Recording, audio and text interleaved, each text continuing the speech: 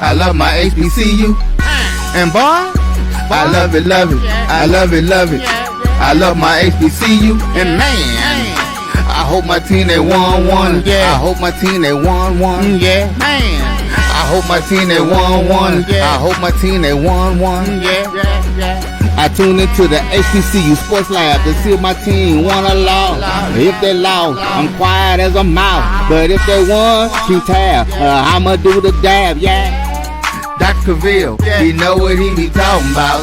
Mike and Charles, they know what they be talking about.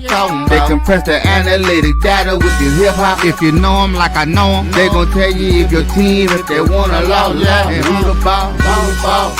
So listen to Professor, yes sir, and pay attention, cause he gon' teach a lesson. This is Dr. Cavil with Inside the HBCU Sports Lab with Mike Washington and Charles Bishop. Mike Washington's out on assignment. We're going to see if we can get that straight, as you know. But welcome to episode 567 of Inside the HBCU Sports Lab radio show and podcast, the show that's covering the sporting HBCU dash for all things HBCU sports.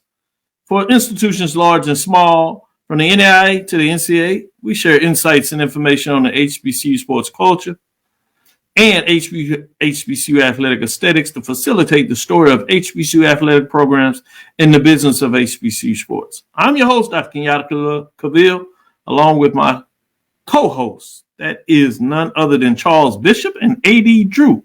We're filming from our home studios and sending a signal live. KCOH 1230 AM studios with the Texas Radio Hall of Famer, multi-Hall of Famer, Ralph Cooper, the beautiful home of Texas Southern University. That means we're in Houston, Texas. Except for Drew. He's making moves. He's in Atlanta, GA. From Houston to Atlanta, boy. Look how we booked in. Today's episode of Inside the HBCU Sports Lab is sponsored by THG Agency, LLC. THG Agency is a company that provides sporting and educational consulting as well as data analytics. With that being said, Charles, how are you doing today? Doing well, Dr. Cavil. Is the calm before the storm in terms of game day this weekend. Jackson State and FAMU are going to hop on a bird and get over to Jackson on tomorrow. I'm looking forward to this weekend's games. Got a lot of good matchups to talk about today. Man, they let you get on the plane these days? Yeah, man. Yeah. I got this. It's sweatshirt weather finally. It really is. And I see you got a nice sweatshirt on. I wonder if this is any indication of how big this game is this weekend. Yeah, this one got some implications for the Celebration Bowl this weekend, so we'll see.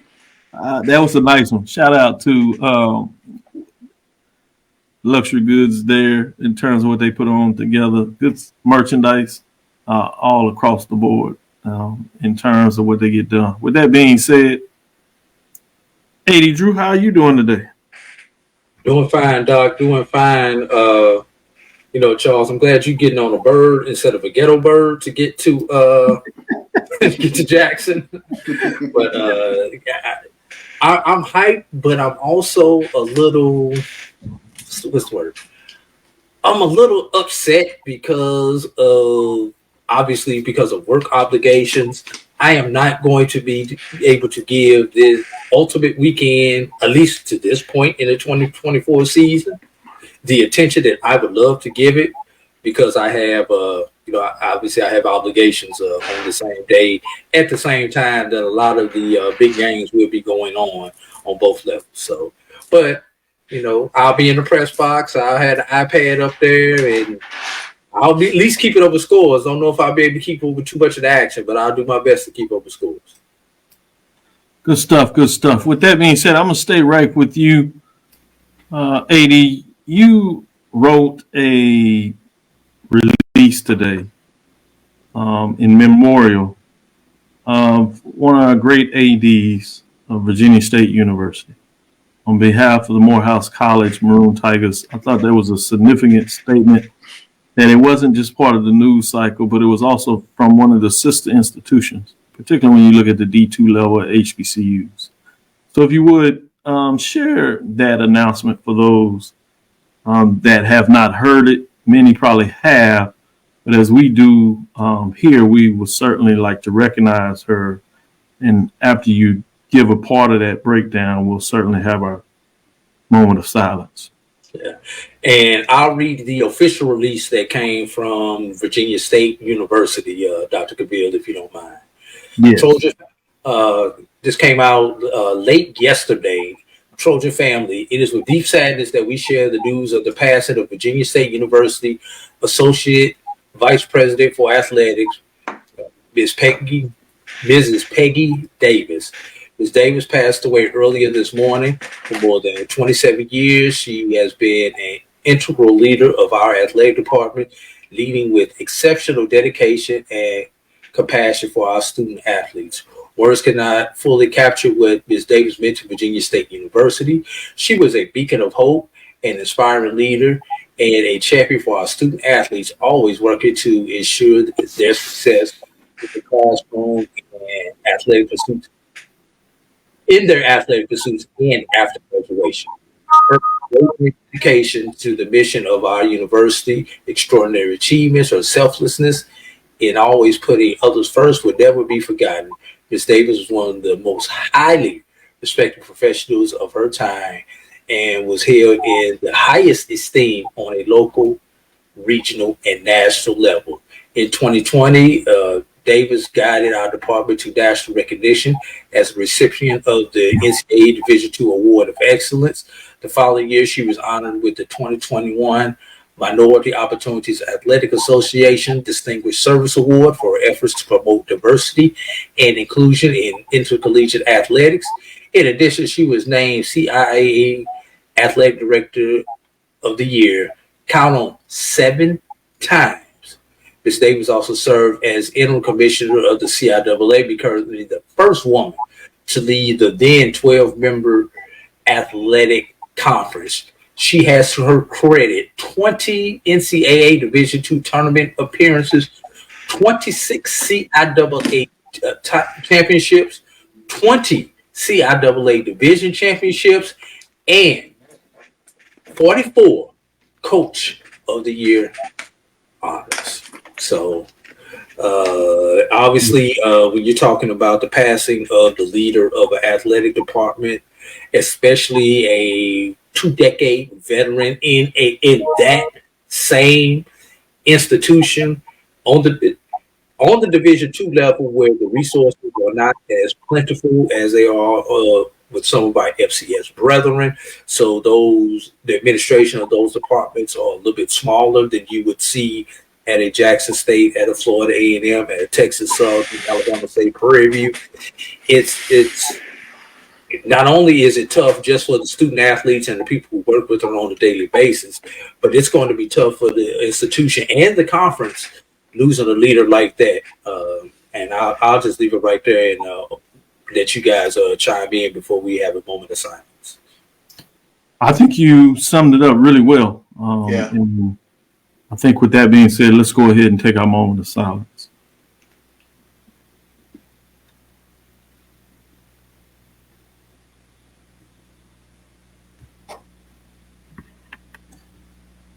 With that being said, let's get back to some news of the day before we take a break and get into the actual football matches as we close up on this week on Thursday. Charles, what is some additional news that you wanted to discuss today?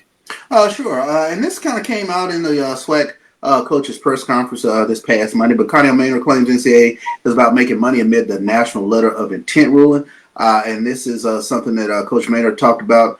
He had several thoughts during Monday's SWAC coaches press conference about the NCAA's decision to discontinue the national letter of intent program. According to Maynor, this will be a major issue for Alabama A&M and other HBCU programs. If they sign with us, it's not binding. So if they sign with us, and then if one of the bigger school kids goes somewhere else, then they'll say that the kid we're looking at, that we're looking at signing with Alabama A&M, let's go back and offer him again. Then they offer him again and he leaves us. The NCAA claims to be for student athletes, wanting them to graduate, but everything they're doing is nothing conducive to graduating. You're letting guys transfer every year. If a guy transfers 4 or 5 times, how is he going to graduate? He's not going to graduate on time. They're about making money. So that was a quote from Coach Maynor this past Monday. So. I want to say that the NCAA has been about making money. It hasn't changed because of some NIL rules. That's the understatement of the century. Yeah, Everything else, I pretty much agree with him, and I can certainly understand this change. But I'm like, knocking on the door, Coach Maynor, they've been at this for me. So no shocker there. With that being said, let me go to you, Drew. What are your thoughts on some additional news? Man, that's a hard one to come back on. Let's talk some round ball because it's almost that time. Yeah, good stuff. You know, some of us need to be ready for that anyway. You know. See, you beat me to the punch, Dr. Cavil. There's already some people who are like, where's the media guy? More than most.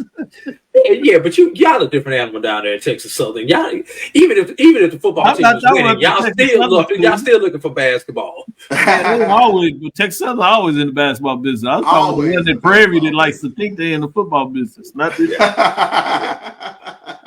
Let's talk about some round ball in one of our independent institutions, and that's at Tennessee State, where Richard Dick Barnett is enshrined into the Basketball Hall of Fame, and that occurred this past weekend, if memory does serve me correct. Former HBCU basketball star and New York Knicks NBA championship member Dick Barnett finally got basketball's top honor over the weekend. Legendary Tennessee State basketball player Richard Dick Barnett was inducted into the Naismith Basketball Hall of Fame class on Saturday as an individual player. He was already previously inducted as part of the how many people remember Tennessee A&I?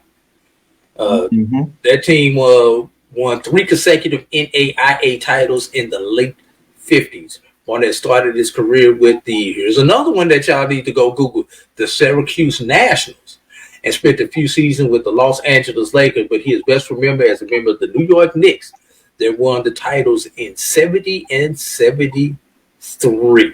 So, we can go on and on, but I do remember Dick Barnett, and it was also interesting about that team that won those NBA titles. If you remember, he was teamed up with another HBCU legend, that being Willis Reed of Grambling State. So, not bad when you decide to go with a couple of HBCUs, New York. Y'all get yourself a couple of championships. Hadn't happened in Charles's lifetime, since Charles was the youngest one on this panel. I was still in diapers last time they won. So.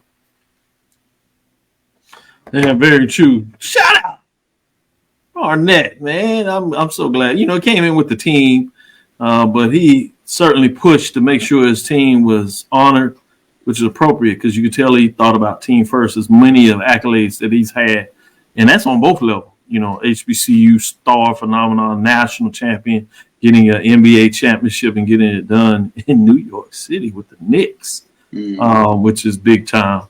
But now he gets a chance to get some accolades for himself, and I thought it's a big deal, as he is certainly an elder, as at some point ancestry will come.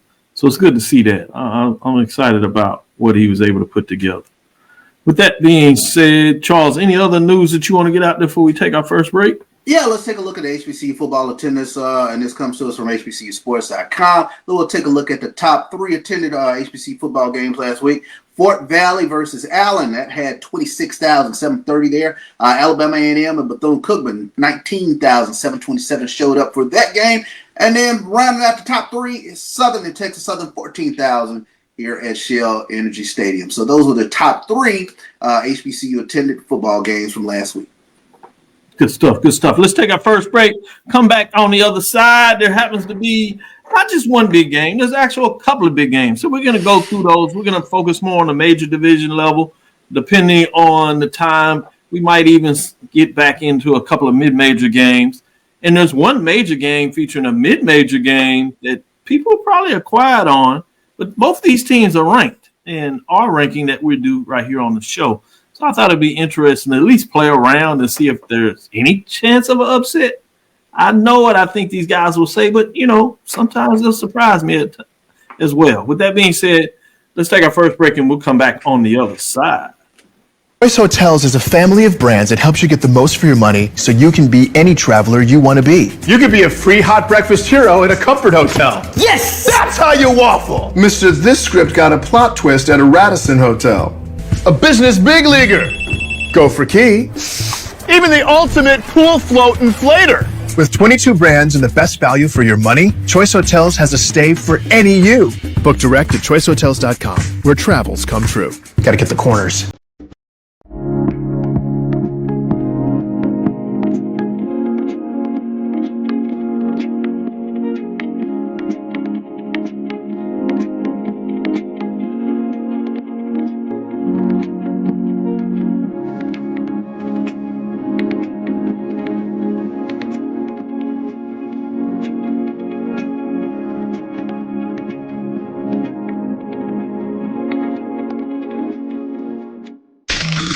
The human voice has always connected audiences with experiences. Major brands all across America have trusted CAVIL'S voice time and time again. Conversational, powerhouse, intelligent, and sincere.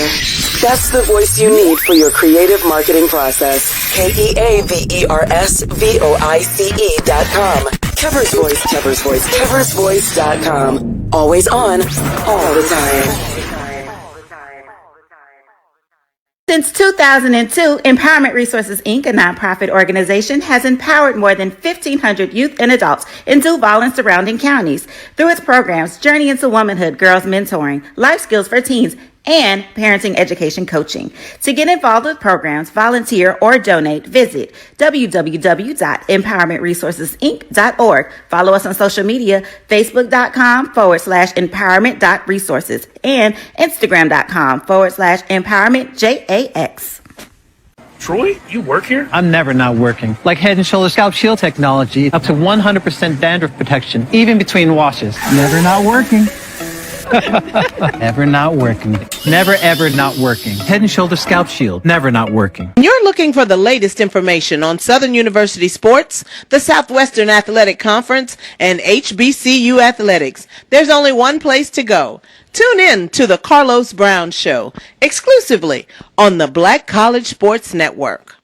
Compress the analytic data with your hip hop. If you know them like I know them, they gon' tell you if your team, if they wanna lose, and who the ball. So listen to Professor, yes sir, and pay attention, cause he gon' teach a lesson. This is Dr. Cavil with Inside the HBCU Sports Lab with AD Drew and Charles Bishop. With that being said, let's get into this big matchup. We got a chance to discuss this a little on Tuesday. This time I want to go a little deeper and go into some key players. Who are some of the players they really need to keep our eyes on? You can decide whether you want to focus more on the defensive side of the ball, offensive side of the ball, a little bit of both. I'm always intrigued about the special teams in this matchup, so I want to get your thoughts on that maybe a little bit as well. But this is, as we said, is really fascinating. We got a top 25 matchup if you're looking at it from the NCAA Division I FCS top 25 rankings. We have a top 5 matchup for Dr. Cavill's inside the HBCU Sports Lab. So we have number 3 and number 18 Florida A&M Rattlers coming in at 3-2, 1-0 as they travel to Jackson, Mississippi to face number 4, number 25 Jackson State Tigers, who are 4-2, 2-0. Not much needs to be said in terms of ramification of this matchup, but oh, by the way, Charles lets you all know in terms of the Celebration Bowl is on the line as you see him wearing his sweatshirt that he got at the MEAC Challenge. I like that. We debating on which hoodies should we got. He kind of out-thumped me today. I would have had mine on in a different manner, had me a chance to wear it. I had bought it and hadn't even wore it yet, so you beat me to the punch. Same. You're not fair, man. You're not fair the way you do things, but that's my brother. With that being said, Charles, tell us some of the key players that people may not be thinking about. The names may be out there. You know, obviously we've had some of these players that are stellar from Jackson State and Florida A&M that have been players of the week. We've seen that at the national level as well. Who are some players that we really need to focus on this week? I think the big name going into this game, especially if you're a Jackson State fan, is Irv Mulligan. Everybody, in terms of being a fan of Jackson State, feed the ball to Irv Mulligan. Irv Mulligan is in the mold of those old Jackson State running backs, those guys that used to dot the I and could pound it in between the tackles. He is a very hard runner, hard man to bring down. His health was the only thing that kind of hurt him last year. Health kind of was a early storyline in the early part of the season for Jackson State, but he looks like he's rounding into form. So I think Irv Mulligan is a name to definitely keep an eye out for in regards to Jackson State. And then I'm going to give you another one. Okay. He reminds me so much of, I know, Dr. Cavil, you remember Willie Quinn, who used to be a Southern. Yep. But Travis Terrell for Jackson State is another name to keep an eye on. When the ball hits his hands, he's electric with it for Jackson State. And he's back there on kickoffs, so you might see him on punts, but you have to account for him whenever he's on the field. And that's one of the bigger names I think to watch for with regards to Jackson State. Drew, so you know I'm coming to you with the same question, but if you do me a favor, let's look at it from a defensive perspective. I'm going to stick to you as a follow-up and let you give the offense, and then I'll in turn let Charles come back and give his defense person to the knee we keep your eyes on. Since Charles started off, and we're going to kind of do offense-defense things, if you would, tell me a couple of guys on the defensive side that you expect to have big time components of this game, if you would, particularly if it's in terms of stopping Mulligan. Well, number one, you have to start with Neron Jacobs. He leads the not only does he lead the team in tackles, he leads the team in tackles for loss. No, he's second on the team in tackles for loss and leads the team in sacks now. Leading this team in sacks, I mean, we're not saying a whole lot. He's only got 2 sacks thus far this season, and we know what we've seen from FAMU the last 3 years or so, where you've had double-digit sack leaders on the particular defense. So this is a different type of defense that Jackson State is going to be seeing. And what's going to be key is traditionally in the past against Jackson State, FAMU has been able to bring pressure with their front four. This is not that type of team, so Jackson State's ability to pick up the FAMU blitz is going to be something that I think you're going to have to look out for. So, and with the way Jackson State plays on offense, I think it needs to be more run blitzing than pass blitzing. Those who are football heads understand what I'm talking about. I agree with that in terms of really understanding the need to get in those guts and kind of run blitz, particularly with maybe some of the concerns some people have had from FAMU. But if you would, let me go back to you, Drew. Now let's talk about some of the folks on the offensive side of the ball that must have a stellar game to come out with the victory, or at least some of the folks that we need to keep our eyes on to have the opportunity to have a big game. Let's start off with the obvious. We need to get Kelvin Dean out the witness protection program if you're Florida A&M University. Yeah. We have seen Kelvin Dean have some big games over his illustrious career there on the highest of 7 hills. But we have not seen that this particular season. He's second on the team in rushing. He's averaging a pedestrian 26 yards per game. I mean, Charles, does that even get you off the bench if he's rushing the ball for Jackson State? I don't think so. We're not with the bevy of running backs that you guys have down there. So we have to have a Kelvin Dean sighting in this particular game. He doesn't have to bust for a century, but he's at least got to be 50, 60 yards to make me comfortable. Also, I think an area where FAMU might be able to exploit the Jackson State defense is going to be at the position of the tight end. Over the middle tight ends, FAMU has 3 good tight ends. So being able to rotate those tight ends, obviously having them in tight and run in run formations, but being able to split them out wide, get them over the middle, get those big bodies over the middle. Because, FAMU's tight ends should be out there on the basketball team if you look at them size-wise. I'm just saying. They are that tall, they are that big. So if FAMU can find a way to exploit their tight ends on offense, I think it could be a long day for the Jackson State defense, and that may be the key to us seeing Kelvin Dean pop back up on our timeline instead of us continuing to swipe left every time we see his name. Well, in the college game, the tight ends kind of been a lost art. So to see the tight ends get involved, particularly when you have a good one, it would excite a lot of the fans and be like, look, they figured it out. So it'll be interesting to see if that comes to fruition. So great points that you put in there, AD Drew, particularly in this matchup. Let me go to you, Charles. Obviously, now we need you to look at the defense and say, all right, what must they do to stop FAMU offensively? Talked about needing to run the ball. Obviously, FAMU has been pretty solid in throwing the ball and been able to get some big wins, come from behind wins based on the fact that they have a quarterback, Richardson, that's been able to make some plays.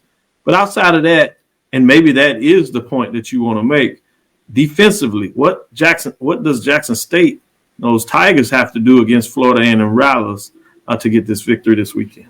Yeah, defensive line has to win with the front four. And I think that's something that is a bit of a concern because we've seen Jackson State have to bring an extra man. And it's almost sort of Dr. Bill, sort of a SWAC thing right now because there really isn't that defensive end that has really stood out during the early part of the season, somebody that you got to constantly keep an eye on. Kelby Givens might be one of those type guys for Southern, but that's one of those things to really kind of pay attention to, although Jackson State does lead the SWAC currently in sacks, and Joshua Nobles, I believe, is second in the SWAC in sacks. But it's going to be incumbent upon this defensive line to get pressure on Daniel Richardson.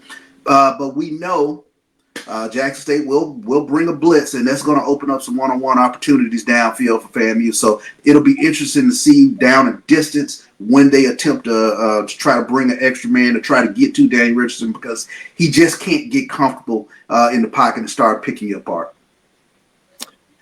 Yeah. Can I come back on that for a second? Yes, go ahead. I'm going to be honest with you, Charles. I think you want to keep Daniel Richardson in the pocket and let him stay in the pocket because I think he's better for FAMU when he gets off schedule and gets outside of the pocket because he's able to create in ways that, let's be honest, the last two quarterbacks at FAMU have not been able to create with their feet the way that Daniel Richardson has been able to create with his feet this particular year. So him getting off schedule, the defensive backs, you have to take that quick turn to look and see where he's at.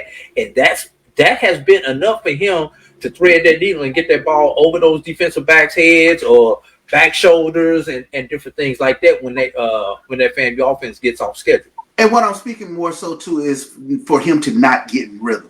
And that's one of the things that I've seen with regards to Daniel Richardson. When he's in rhythm, and we saw it he's dangerous. When we saw it against Norfolk State coming out of the half, it's like all of a sudden they found their footing, and that's the thing that that sticks out in my mind in regards to Daniel Richardson. It's like all of a sudden he felt comfortable with whatever the plays were being called, and he started picking them apart, and that's something that you've got to figure out a way to just, like you said, knock him off schedule.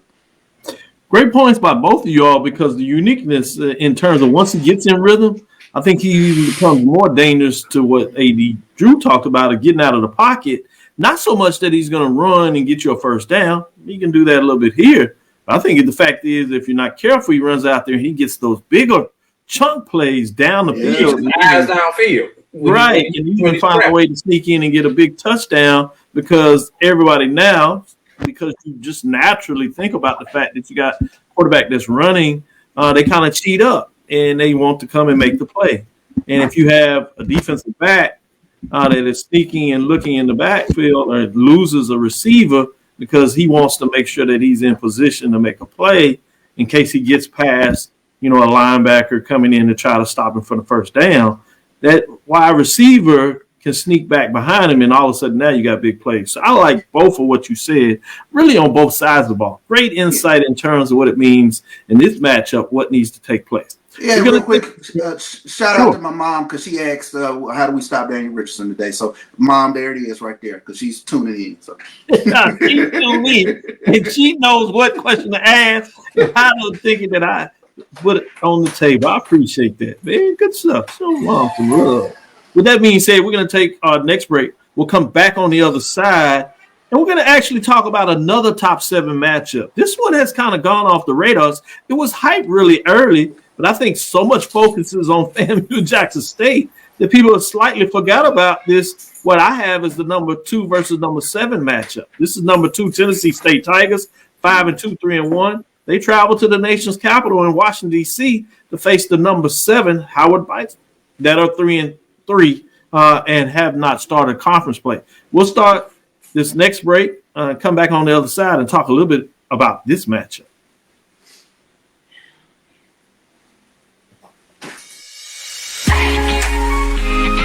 Looking for the ultimate cultural experience of 2025? The Zora Outdoor Festival of the Arts is where you need to be. From January 31st to February 2nd, Eatonville, Florida will come alive with incredible live performances from the Lavert Experience and Sunshine Anderson.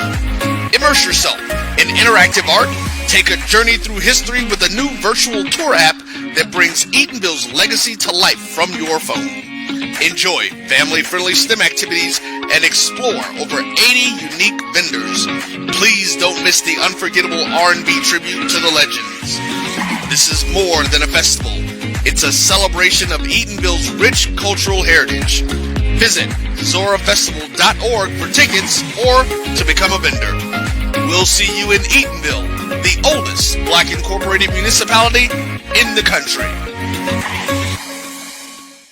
Compress the analytic data with your hip hop. If you know them like I know them, they gon' tell you if your team, if they wanna lose, and who the ball. So listen to Professor, yes sir, and pay attention, cause he gon' teach a lesson. This is Dr. Cavil with Inside the HBCU Sports Lab. Let's get back into it and talk about another major division game. This one is interesting to me. A lot of talk early in this game. You know, some people see this as a prelude if they can ever get Tennessee State out of the OVC Big South, that they maybe can entice them to go to the MEAC, or, you know, there's others that want to entice them to come to the SWAC. Regardless, this is a chance for a big-time matchup. Howard Renaissance, in terms of their program, 500 the last couple of years, if you would, playing in the Celebration Bowl. Tennessee State is right on the midst of a winning season in a chase for OVC Big South championship, and that means an automatic bid to the playoffs. If they can get this type of win and keep winning, even if they don't win the conference, maybe they can find a way to get a large bid. A little early for that, but we'll see what this means. In the meanwhile, there are a lot of bragging rights on the table. In this case, it's not going to be between the Battle of the Bands, as Tennessee State bands will not be there, which is similar to the game earlier with the Rattlers not sending their band to Jackson either. These big-time matchups, and you don't have the halftime battle. I like the way both of y'all shook your heads and died. Got to do better. I can't even argue with you on that one, bro. I saw you drop your head too, AD Drew. You were right in line, so I know how you feel about it. You ain't got to explain it. You're not the one responsible for whether a team can come. So. And let me say this. Yeah. You know, if the March 100 want to think that they are the standard, which they do, they think they're the standard. You've got to take on the Jackson States. You got to take on the Southerns. You got to take on the ETs. You got to take on the Norfolks. You have to go and take them on in their house to get their people's respect. You can do it at home. That's easy. Go to their house and let me hear those beats. I like it. Great comments. Let's get back into this matchup. As I said, the Tennessee State Tigers come in at 5-2, 3-1 in their OVC Big South Conference race, and they had the Howard Bison at a 3-3. Both teams have had some solid Division I wins, but the edge goes to Tennessee State Tigers. Intriguing if you argue who had the toughest schedule. Another conversation for another day. But with that being said, I'm going to go to you, Charles, to kind of start us off in terms of this matchup. We broke down the other one. We kind of went back and forth in terms of size of the ball. I'm going to let you take it away and go in whatever direction that really excites you about this matchup. What are your thoughts, and who are some players that we need to consider when things go down in the Capitol? Yeah, I think when you take a look at this, this is a matchup where you take a look at Ja'Shawn Scroggins and Jared Hunter. On the offensive side of the ball for Howard, to talk about their quarterback play and the fact that they can run the ball. They have a couple of great, really nice running backs when you're talking about Jared Hunter and Eaton James going against this front four of Tennessee State. I think that's going to be huge when you take a look at guys that lead the OVC in tackles for loss. You're talking about defensive lineman Keandre Booker, Eric George, Eddie George's son is another one that's in the top 5 in terms of tackles for loss. Linebacker Sanders Ellis is another one. But they have a very, very stout front seven. Even taking a look at Booker, he leads the OVC in sacks. So this is going to be a phenomenal matchup in terms of Howard's offense going up against Tennessee State's defense. Which Draylon Ellis do we get for Tennessee State? Do we get the consistent Draylon Ellis who can beat you with his legs as well? Or do we get sort of the ho-hum Draylon Ellis from late in the season? But I think Tennessee State, with everything that's going on with Howard Homecoming, I don't think we've ever had a presidential candidate who's in the midst of running for president that is an alumnus of one of these schools. I think that's a phenomenal storyline. I'm going to take Tennessee State on the road in this one. He said all that, and he's taking Tennessee State. That's cold. I was going to allude it that this was homecoming, but Charles kind of stole my thunder there, but he ended it in such a good way, so I can bring it back up. 2 versus 7. Drew, what are your thoughts in terms of this Howard Bison and the Tennessee State Tigers matchup there for homecoming? A lot of things are going on. A lot of people have different types of distractions. What do you see this matchup? What do some folks need to think about when they talk about these two teams lining up this week? Well, this is going to be a game where you see two teams that love, when I say love, two teams love to rush the ball. I mean, offensively, Howard is averaging 161 yards per game on the ground. Tennessee State is averaging 103 yards per game on the ground. And what makes this interesting, you mentioned, Dr. Cavil, about luring Tennessee State to the MEAC instead of the SWAC. Tennessee State plays MEAC-style football. Yep. So from a stylistic point of view, it would be a natural for them to come east instead of going south. Now, of course, all SWAC heads know we want to see them in the SWAC, but I just wanted to bring that out. So this game is really going to come down to can either one of these defensive lines do what they're supposed to do, plug up the gaps, and allow the linebackers to come in and clean up the mess. To be honest with you, I'm not expecting too much of a passing game for anybody. If we see over 150 yards in the air from either one of these teams, I'm going to be pleasantly surprised. I think both of these two teams are going to try to ground and pound the ball. This is going to be 3 yards in a cloud of dust type game. And I mean, y'all know me. I'm King Chaos. I want to see Tennessee State win out so that we can start the conversation. I love it. About does Tennessee State, who only plays 3 HBCUs, and when we think about it, the MEAC teams only have 5 HBCUs that they have to play. Is 3 really different than 5? Yes. I can understand comparing it to a SWAC who has an 8-game schedule. But MEAC teams, 5, may go out and get 6, 7, because I'm not counting the one they play against the Division II. Can we have that question? Can we start having that question, that debate? No, King Chaos, we can't. Let's let Tennessee State win out. So I was looking at this, and it wasn't quite from this perspective, but I can give you a little update on that. All of the MEAC schools, except for Delaware State, actually play 8 HBCU games. And it kind of surprised me because just the way that non-conference matchups, whether you're talking about South Carolina State facing a FAMU, playing a Division II HBCU, and then you have them playing in these old rivalries, whether it's against A&T, and then you have North Carolina Central. They played A&T. Obviously, they played D2 HBCU. So if you go look at their schedule, I was counting that all of them, except for Delaware State, actually still play 8 HBCU games because I was kind of looking at how many HBCUs are playing in that when you compare it to what Hampton and Howard. Howard ended up playing about 5. Hampton and A&T, when you look at their schedule against each other and the non-conference games, they end up playing about 4 or 5 games themselves. The only odd one out is Tennessee State, just playing the 3 games. So I think overall it's a great point, but since I did a little bit of research, I love the dumpster dive data, so it's fascinating to me when you talk about it and look at it. With that being said, we'll take our next break. We'll come back on the other side, and we'll look at another game. This one we're going to go back to the SWAC, which is really off the radar, featuring at least one top 17.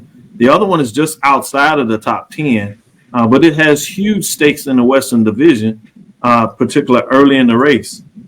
And Drew put out there some dialogue that talks about this weekend could be Separation Saturday. You can essentially almost lock in. Obviously, games need to be played. The tiebreaker is going to go a long way. But based the way that we're seeing things, you can have teams that have all but locked up their division in the season in the SWAC, whether it's in the Eastern or Western Division. So we have to talk about this. Number 6, Alcorn State Braves at a 4-3, 3-0. After starting out slow, has certainly rebound. They travel to Baton Rouge. Guess what? It's homecoming on the Bluff as they face what you do in my long rankings would be number 11. And we usually just talk about rankings in terms of the top 10. But for this matchup, I decided to say the Southern's just outside of there. When you look at my rankings and all the notes that came in, they're sitting at 11. So you have a 6 versus 11 matchup. Southern Jaguars coming in at 3-3, 3-0. They're 3-0 in conference play. 2 of them have been in overtime.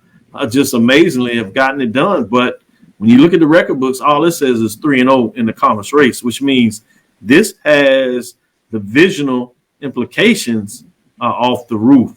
With that being said, let's take a last break, come back on the other side, and we'll talk about this matchup. At Automasters LLC, our mission is to serve our community by providing quality automobiles at affordable prices. All of our vehicles are inspected and certified to offer you the confidence in knowing you have a quality vehicle. Our goal is to provide you with a seamless process and positive experience for your automobile purchase. Financing recommendations and specific vehicle inquiries are available at your request. You can find us at www.automasters06.com and follow us on Facebook and Instagram. Also, please feel free to contact Terrence Miles at 601-927-7794. And oh yeah, tell him Sonia sent you. Compress the analytic data with your hip-hop. If you know them like I know them, they gon' tell you if your team, if they wanna lose, and who the ball. So listen to Professor, yes sir, and pay attention, cause he gon' teach a lesson. This is Dr. Cavil inside the HBCU Sports Lab. Fascinating matchup when you get into this Western Division. This is the Southern Jaguars hosting Alcorn State Braves. They have their own rivalry thing here, and obviously a lot of folks think about Southern Jaguars and Grambling in terms of their rivalry. Southern and Jackson State is at the top of their list. Another one that people may not quite know as well unless they're just really familiar with the SWAC is Southern and Alcorn State. They played in the championship game when it first moved to campus back-to-back when Alcorn was doing their thing at that time. Obviously, as you imagine, Alcorn State was in the Eastern Division. since they moved over to the West, they've been right on the tipping point, but they haven't been able to have this final check mark where they can say they're the only team that has won both divisions. We'll see if this is a prelude this year, particularly if they can get it done. As you see, Michael Jones says, hey, it's that time. In his opinion, to check that box off for sure. In this matchup, I'm fascinated to see what AD Drew you have to say in terms of this matchup between the Braves and the Jaguars. I put it out there. A win by Alcorn State in this particular matchup, gives them a real significant leg up on the Western competition. Besides the fact that they will be undefeated, they will be 4-0 in the division. That's so right. After head-to-head, the next tiebreaker is divisional record. So, that I think that's going to be key and critical for Alcorn. We talk about sewing this thing up early. Now, when you take a look at the statistics, we know that the statistics for both of these teams are very skewed. I mean, Alcorn has lost 3 games. 2 of those games were the FBS schools. So we know there's the stats are skewed. Southern has also lost 3 games. They played a couple of FBS schools, and we all know what happened with their stats when they lost by 40, not 40, 2 weeks ago. That's the Jackson State by 40. By 40. And then turned around and lost to the non-HBCU by another 40. So, so we know that their stats are skewed, but when the games have counted, somehow, some way, Southern has found a way to has found a way to win. Yeah. And for Southern, it's going to have to be on the ground. Can Southern run the ball? We know Alcorn State can run the ball. But speaking of Alcorn State running the ball, will they actually stay with what they do good? Or will they abandon what they do good and try to put on a show for all the fans? And then the other big key is, if either one of these teams get down by more than 1 score, do they have the ability with how they like to play to come back? I'd say yes, both of them do, because we've seen fun. We saw Southern come back last week. They were down a couple of scores. We saw Alcorn come back in their last couple of games when they've been down a couple of scores. So I think this was going to be fun. It's going to be exciting, but I think I'm going with the Braves in this one. And from a FAMU point of view, it's going to really be interesting if Alcorn wins out and FAM wins out, or they wind up with the same record, since they do not play each other, how that tiebreaker is going to go this year. If it's Alcorn and Jackson State, we already know if those two match up, there's going to be a head-to-head that's going to determine home field. We already know that. But an Alcorn FAM matchup, that's when the nerves have to figure out, should they both finish with the same record. I love AD Drew with the chaos. And I think one of the tiebreakers, I don't know if the second or third, is going to be who's ranked highest in the FCS. I think that goes down after you get past common opponents, and I think that's the last one before you get to coin flip. I think it's a little further down there, but I think it's a little higher than 5. I thought about 4 or 5. Yeah, I think it's about 3 or 4. And in that case, advantage FAMU on the rank. Exactly. But to your point, or it's fascinating to see that you look at that, and that it would essentially have to come to one of these tiebreakers, whether it's a coin flip or one of the other arbitrary tiebreakers in terms of ranking. He said not a head-to-head matchup. The good stuff there, Drew. Let me go to you, Charles. You're familiar with both of these teams for various different reasons over the years. And you certainly know the importance of this matchup between each other. What are your thoughts in terms of what's happening here in this matchup? Doc, everything in my head and heart says Alcorn has the talent and the running game to go down to Baton Rouge and get this W. But the last time this Southern football team was at home, it was a 51-7 thumping. And now here comes homecoming. Nothing in me says that Southern is going to look like 51-7 again in front of the home fans. You're going to have more than 17,000 people there this weekend. And, you know, for every time you want to knock Southern, right? They go to Prairie View, get the W in overtime. Magically, they come to Houston in some type of way, figure out a way to overcome their mistakes and beat Texas Southern.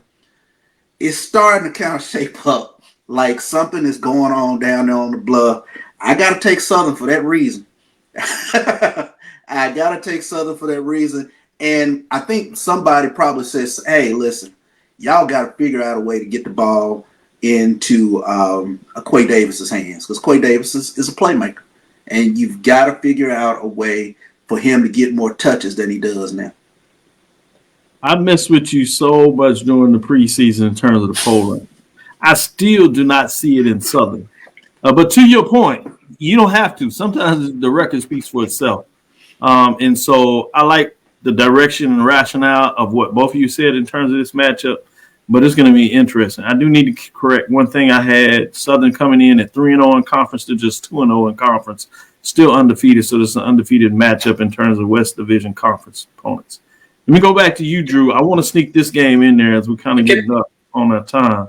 And as I sneak this in, I'm going to allow you to make your comment before you do your analysis on this next game, which is going to take us off into an intriguing matchup that features a major division opponent against a mid-major division opponent. This is number 2 Fort Valley State Wildcats, 4-2, 4-1. They travel to Orangeburg, South Carolina to face the number 7 South Carolina Bulldogs in terms of what they have in their matchup. And when I say Fort Valley, I should actually say that they're at 8, just outside of the top 7. But they face the South Carolina State Bulldogs in terms of their matchup that are number 7, that are 3-2 and haven't played a conference game. We don't have to go into this long, but AD Drew, I do want to get your thoughts on this and tell me, does Fort Valley State have a chance? And I know you wanted to have an additional comment before you went into that, so go ahead and do that now.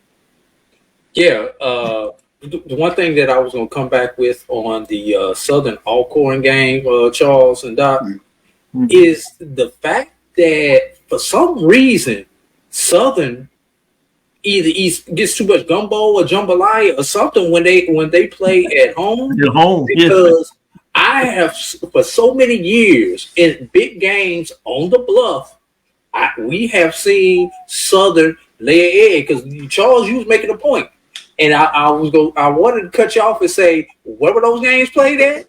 On the road, Charles. Southern is a good road team.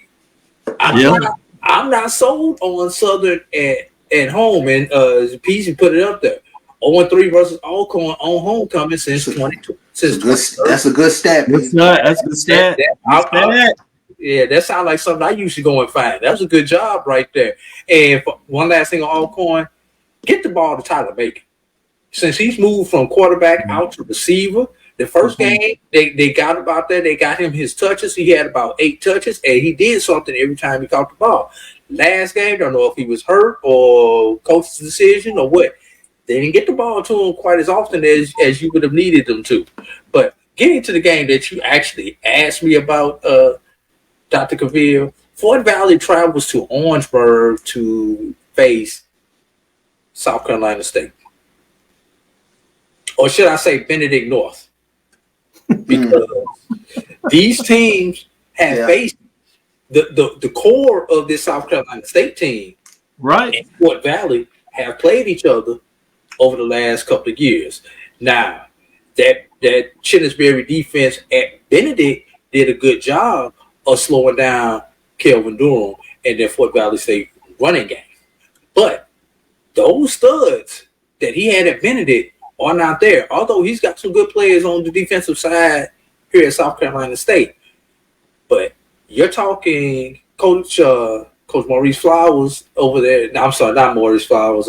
Sean Gibbs at Fort Valley, who has battled this Chinnisberry system. those coaches know schematically what South Carolina State is going to do. Just like the South Carolina State's coaches know schematically what Fort Valley is going to do. Do I give Fort Valley a puncher's chance? Yes, I give them a puncher's chance, but I think it's going to come down to attrition in this game. South Carolina State will win the game, but I think as we enter the fourth quarter, you're going to get some texts, upset alert, keep an eye on this game. We're going to start seeing those texts late third, early fourth quarter in this particular game before South Carolina State is able to pull it out. Good stuff there, Drew. Charles, what do you say in terms of this matchup? Does Fort Valley State really have a chance? Can they find a way? I mean, I thought Drew made a beautiful argument in terms of how it could happen. Yeah. Do you see it taking place? No, I think Drew hit the nail on the head because schematically, you know what you're going to get from Eric Phoenix. And like you said, Benedict Noor. But like you said, when we get to the fourth quarter, just something within the fourth quarter says that South Carolina State will figure it out. And keep this in mind. Fort Valley is only 11th in the SIAC in pass defense. So, you know, that is something to sort of keep in mind with regards to their secondary being the weak link on this Fort Valley defense. Good stuff, good stuff. He said, don't put it past them. Dishman lost that game. We got our CIAA chiming in. Yesterday, we had our independents come in Wednesday, talk a little bit about the Hampton, North Carolina A&T game. Don't have to spend a lot in terms of this matchup, but I do want to get your thoughts. And we're going to get into that, who gets their first win, Valley or Bethune-Cookman. So we can kind of chop this up pretty fast because I want to get into both of these. Hampton Pirates at number 9, outside of the top 7, are 3-3 and 0-2. Do they get their conference win on the road for homecoming?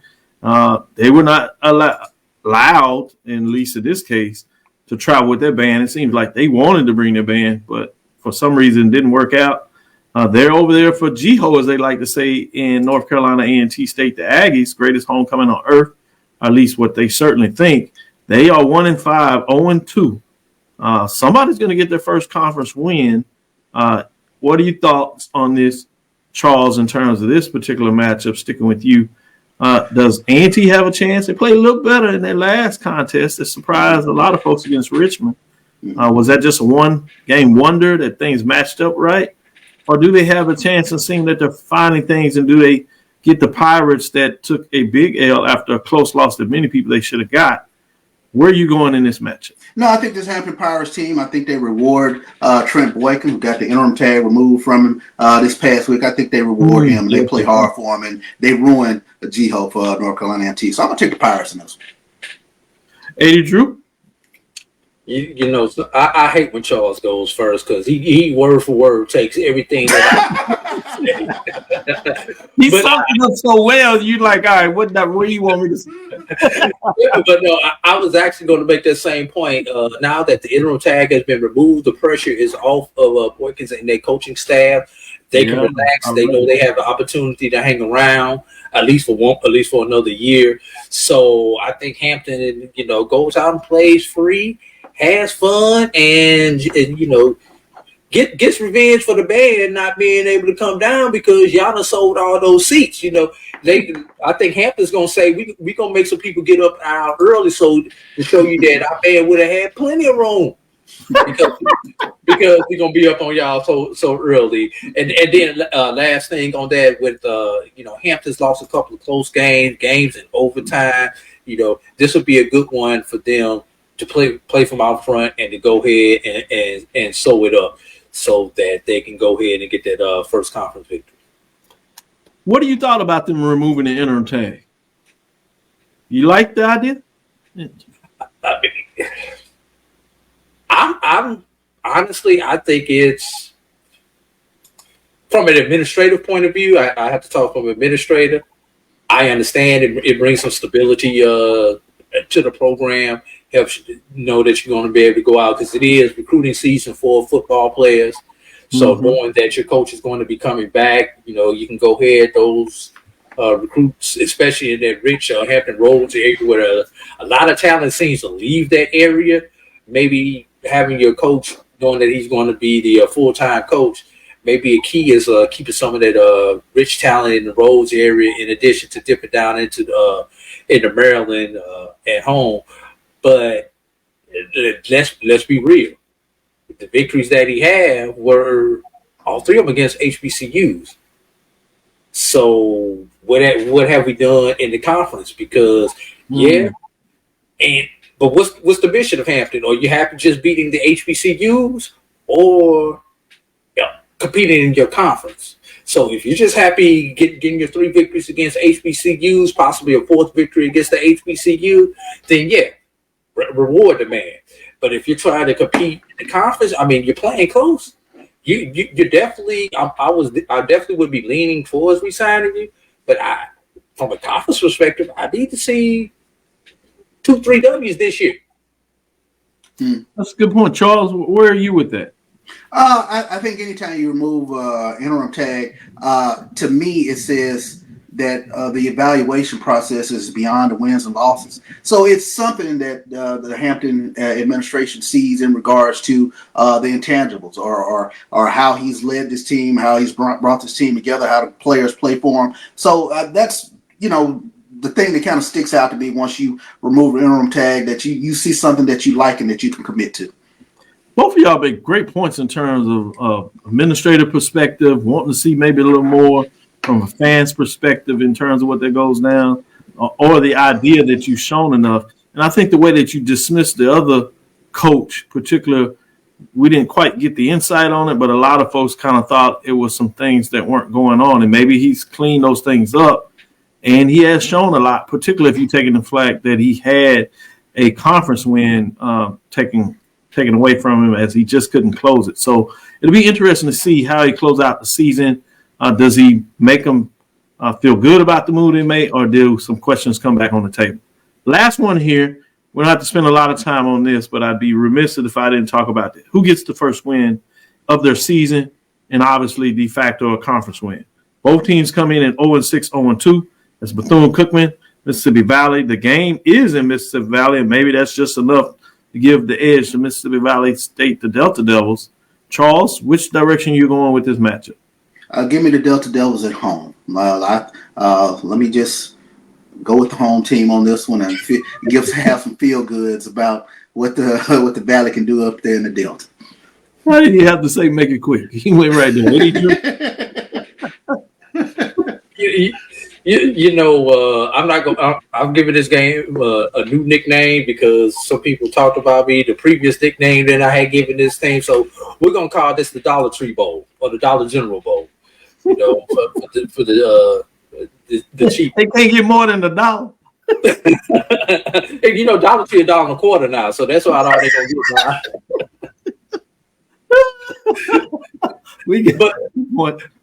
But Valley is a tough place to go. It's not an easy trip, especially for the teams coming from Florida to get to Itta Bena.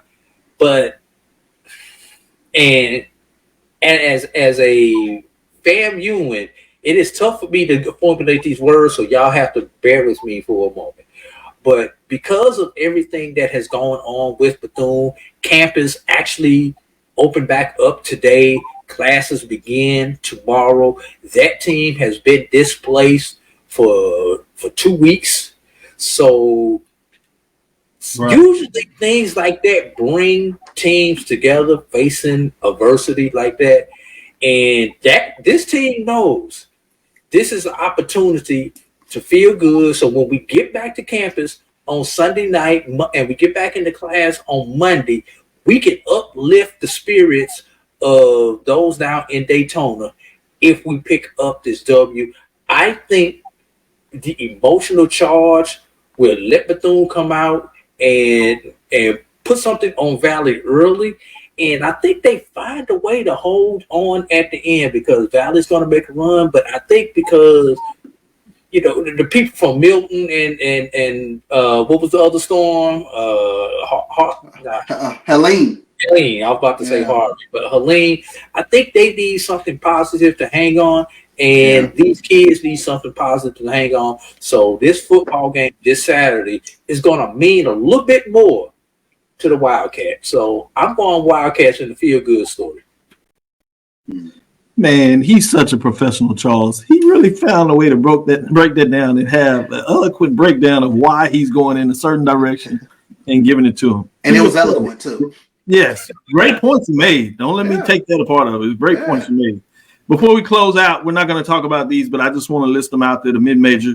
You can go back to Tuesday and talk about that. If you want to get a little more in terms of the Hampton, North Carolina A&T, go back and look at yesterday's show in terms of 566 as the Independence gave you. And if you want to get some talk about these games, go back to 565 from Tuesday. This is number 7 Miles Golden Bears. They travel to Atlanta to face in a homecoming matchup against number 5 Clark Atlanta Panthers. This is basically for first place in the SIAC, so it's fascinating. You got number 4 Winston-Salem State Rams at 5-2, 3-1. Travels to Salisbury, North Carolina to face number 6 Livingston Blue Bears, 5-2, 3-1. Whoever loses the game is essentially out of the race. I know there's a couple of games in terms of 7, but it's hard to imagine that you're going to have 2 teams that end up with multiple teams that end up with 2 losses. So that's one to keep your eyes on. And then you have number 9 Shaw Bears just outside the top 7, 4-3, 2-2, travel to Charlotte, North Carolina to face number 1 Johnson C. Smith, the Golden Bulls, that are 6-0, 3-0 in the conference race. Shaw Bears all but out of it, but you're certainly talking about changing the landscape and having an upset of the year. Shaw Bears have a chance to make a major statement this weekend. So those are the games I think you want to keep your eyes on at the mid-major level. With that being said, I want to say thank you for listening to Inside the HBCU Sports Lab. Make sure you share our podcast with your friends and colleagues. I am Dr. Kenyatta Cavil, the Dean of HBCU Sports, coming from inside the lab in the College of HBCU Sports with Mike Watson and Charles Bishop. Every Tuesday and Thursday, we will be back on Sunday morning. That is 9 o'clock Central Standard Time to tell you what took place this Saturday with all these top 7 matchups and unveil our major division, top 7, and see what things change based on what happens on Saturday. Again, we want to thank you to listen to Dr. Ville's Inside the HBCU Sports Lab with Mike Watson and Charles Bishop every Tuesday and Thursday at 6 o'clock. Certainly make sure you share love to AD Drew because he finds ways to get in here and make sure that we can do what we need to get the information out to the people for our show Inside the HBCU Sports Lab. Sunday at 9 o'clock Central Standard Time. Again, look forward to mixing it up with these gentlemen. Charles will be giving us some update of what the atmosphere was like in Jackson. We'll look forward to next week as we discuss the latest news in the lab. Follow me, Dr. Kenyatta Cavil, on Twitter, Facebook, and Instagram. Again, I call it Twitter because I can. It's DrKenyatta Cavil. Inside the HBCU Sports Lab 1 on Twitter. That's Facebook and YouTube on Inside the HBCU Sports Lab. Shout out to Brandon King. He gets on there and gives us a lot of information on the independents. Also, Brandon King is the one that does the write-up that we share in terms of the poll ranking when we release it for the major division on Sunday, mid-major on Tuesday. So shout out him for the work he does. And thank you, Drew, for also making sure that it's posted on BCSN. You go to sneakerheads.com, .com and check out those releases. Great write-up information of what happens in terms of the top 7 of those teams receiving votes. Again, dream big, continue to move forward. We will talk with you soon. Charles? Of course. Drew? Lecture. Dismiss.